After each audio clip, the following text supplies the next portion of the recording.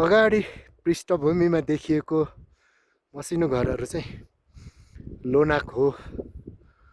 आज चाहिँ हाम्रो त्यहाँ बास बसाइ हुन्छ।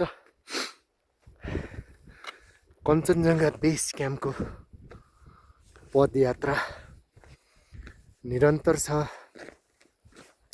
हिउँ परेर बाटो चाहिँ अलिकति अप्ठ्यारो, यस्तो अलिकति अप्ठ्यारो चिप्लो छ।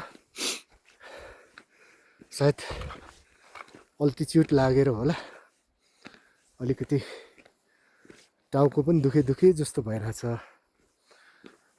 यो चाहिँ नियरली 5000 मिटरको अल्टिच्युडमा छ। बाटो तेर्छो भए पनि हिउँले गर्दाखेरि चाहिँ अलिकति चिप्लो नै छ। केयरफुल भएर हिँड्नुपर्ने अवस्था रहेको छ। सो त्यही हो।